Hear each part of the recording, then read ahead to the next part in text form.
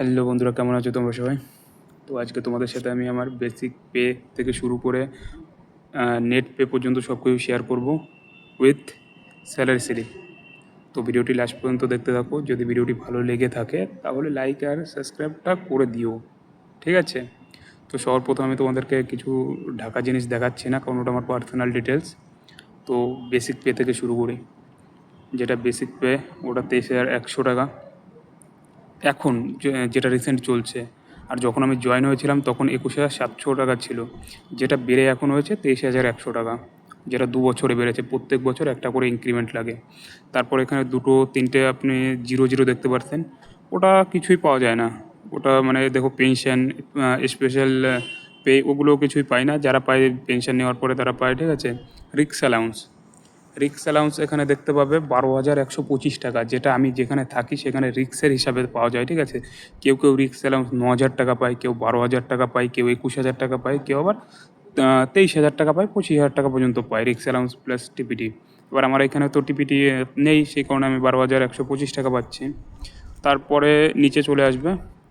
নিচে কিছুটা আসলে পরে দেখতে পাবে যে ওটা কী অ্যালাউন্স, এটা রাম অ্যালাউন্স। ওটা ঢেকে আছে, আমি তোমাদেরকে দেখাচ্ছি, এক সেকেন্ড।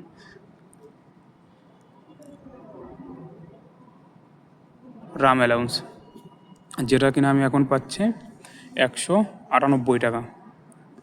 আর যেটা বাড়বে, এটা বছর বছর বাড়তে থাকবে। আমার বেসিক পে যখন বাড়বে তার সাথে সাথে আরও অনেক বাড়বে, ঠিক আছে? 300 টাকা, 400 টাকা, 500 টাকা এরকম হতে থাকবে।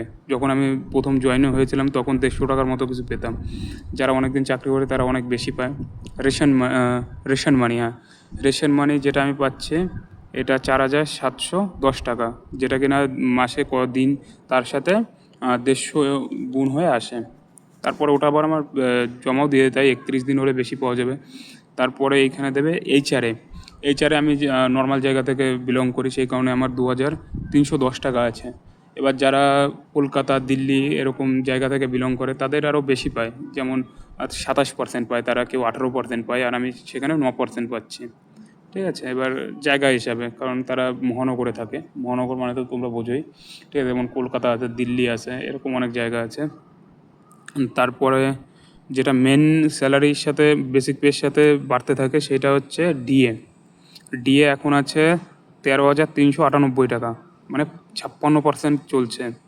আর আমি যখন ভর্তি হয়েছিলাম এসএসসি জিডির থ্রু, তখন ছিল 42%।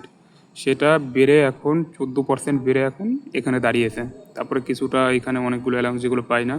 তারপরে সব টয়লেট অ্যালাউন্স 56 টাকা, হেয়ার কাটিং অ্যালাউন্স 56 টাকা। যদিও আমাদের হেয়ার কাটিং এইখান থেকে আমরা করে নিই, তাও ওটা দিয়ে দেয় সরকার। তারপরে এইখানে টোটাল গ্রস পে দাঁড়াচ্ছে দেখো 55,953 টাকা। তো মোটামুটি 56,000 টাকার মতো দাঁড়ায়। এমন না যে গ্রস পে মানেই পুরোটাই আসবে, গ্রস পে পুরোটাই দেয় না, ঠিক আছে? গ্রস পে ওটা টোটাল হচ্ছে, এরপরে আবার কিছুটা টাকা কাটবে, সেটা কেটে নেট পে কত আসে সেটাও তোমাদেরকে দেখাবো। গ্রস পে দেখো, গ্রস পের পরে এইখান থেকে জিপিএফে কাটছে 3,650 টাকা, যেটা কিনা সবার আলাদা আলাদা কাটে। আমার 3,650 কাটছে, যে অনেক দিন চাকরি করছে তার দেখা গেলো 6,000 কাটছে, কারণ তার আমার থেকে বেসিক পেটা বেশি। তারপর চলে আসবে টোটাল, আরেকটা কেটেছে উপরে, আরেকটা কেটেছে 30 টাকা, একটা কেটেছে, ওটা এরিয়ার হিসাবে কেটে নেয়। তারপর টোটাল দেখো, টোটাল নেট পে দাঁড়াচ্ছে আমার 51,023 টাকা, যেটা কিনা আমার অ্যাকাউন্টে আসে।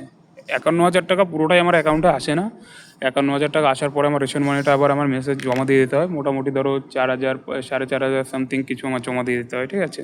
কারণ আমি যখন বাড়িতে থাকবো তখন তো রেশন মানিটা এখানে জমা দিতে হবে না। এর জন্য 4,500 টাকার মতো এভারেজ ধরে রাখি, যেটা আমার জমা দিতে হয়।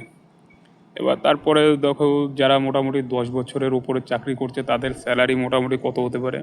তাদের স্যালারি মোটামুটি 70,000 টাকা ধরে রাখো, যে কিনা নর্মাল এরিয়ায়, মানে আমি যেরকম নর্মাল এরিয়ায় থাকি, রিস্ক নেই কোনো, ঠিক আছে? সেরকম এরিয়ায় থাকলে পরে মোটামুটি 70,000 টাকার উপরে স্যালারি পাওয়া যায়। আর যে মোটামুটি 10 বছর চাকরি করছে, রিক্স অ্যালাউন্স অনেক পাচ্ছে, 25,000 টাকা পাচ্ছে, তার স্যালারি মোটামুটি 90,000 টাকার আশেপাশে থাকে। ভিডিওটি ভালো লাগলে লাইক অ্যান্ড সাবস্ক্রাইব করে দেবে। জয় হিন্দ।